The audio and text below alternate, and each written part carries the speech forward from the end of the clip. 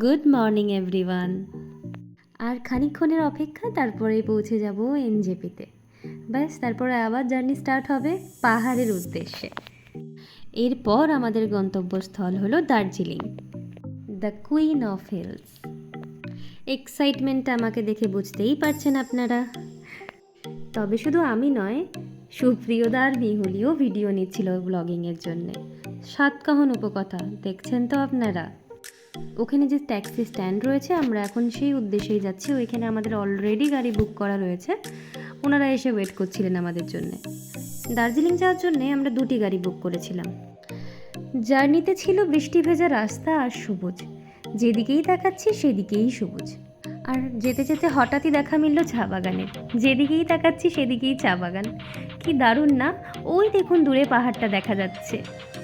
Excitement সেই সময় পুরো তুঙ্গে। পাহাড়ে তো উঠছি, চলুন এবার একটু কিছু টিফিন করে নেওয়া যাক। মোস্টলি সবাই মোমো খাচ্ছিল, আমি আর ভাই নিয়েছিলাম ম্যাগি। দার্জিলিং দেখার জন্য কিন্তু এবার আমার এনার্জি বুস্ট আপ হয়ে গেছে। আর এই হলাম আমি, মিয়া বিবির মাঝখানে বসে আছি। যেদিকেই চোখ যাচ্ছে সেদিকেই সাদা মেঘ পাহাড়টাকে যেন ঢেকে রেখেছে। দারুণ সুন্দর দৃশ্য। আমাদের যাত্রার প্রথম স্পট ছিল কার্শিয়াং। এখন সেখানেই আমরা ফটোশ্যুট করতে নেমেছি। ওয়েদারটা নিশ্চয়ই আমাকে দেখে বুঝতেই পারছেন আপনারা। বেশ ভালো লাগছিল, প্রচুর হাওয়া দিচ্ছিল। শুধু হাওয়া নয়, মাঝে মধ্যে কিন্তু বৃষ্টিও হচ্ছিল। আসার আগে কিন্তু অনেকেই বলেছিল বর্ষাকালে পাহাড়ে যাবি, কিন্তু বিশ্বাস করুন, বর্ষাতেও যে পাহাড়ের এত সুন্দর একটা রূপ হতে পারে, এটা হয়তো না এলে বুঝতেই পারতাম না। এখন আমরা আছি হনুমান টপ ভিউ পয়েন্টে। ফটো তুলতে তুলতেই দেখলাম এক রাশ মেঘ ছুটে এলো আমাদের দিকে। আমরা চোখে যেটা দেখছি ভিডিওতে, সেটা তার 50%ও আসছে না। মানে দৃশ্যটা এতটাই সুন্দর ছিল। এরপর শুরু হলো আমাদের পোলাপানের কেরামতি। এরপর আমরা পৌঁছে গেলাম ডাউনহিল পাইন ফরেস্টে। এখানে প্রবেশের জন্য কিন্তু প্রবেশ মূল্য নির্ধারণ করা রয়েছে। এই প্লেসটি হন্টেড, দেখুন যে এরকমটি লেখা আছে। তারপরে জানি না কতটা সত্যতা রয়েছে এটার মধ্যে। আপনারা যদি কিছু জানেন অবশ্যই কমেন্টে জানাবেন। ফটোশ্যুট করার জন্য কিন্তু খুব সুন্দর ডেস্টিনেশন এটা। আমরা এবার ছবি ভিডিও তুলে হোটেলের উদ্দেশ্যে রওনা হলাম। আমরা এখন পাইন ফরেস্টে এসেছি। দিস ইজ এ পাইন গাছ and this is a forest.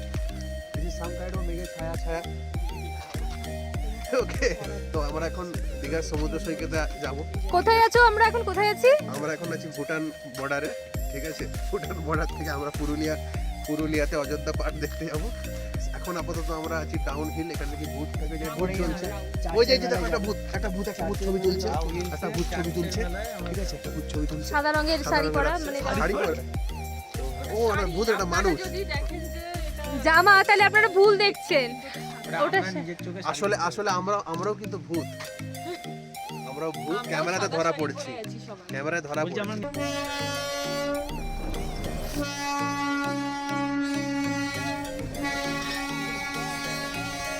অনেকটা রাস্তা ট্রেন লাইন দেখার পরে এই টয় ট্রেন দেখতে পেয়ে এবার বেশ ভালো লাগছে। গল্প করতে করতে আমরা ঠিক পৌঁছে গেলাম আমাদের গন্তব্যস্থলে। হোটেলটির নাম ছিল শামিত মান্দানা, যেটি ইন্ডিয়ান পোস্টের একদম অপোজিটে সিচুয়েটেড এবং ম্যাল রোড থেকে 500 মিটারের ওয়াকিং ডিস্টেন্সে রয়েছে। তবে এখন এইটুকুই। দেখা হচ্ছে আবার পরের ভিডিওতে। Stay tuned.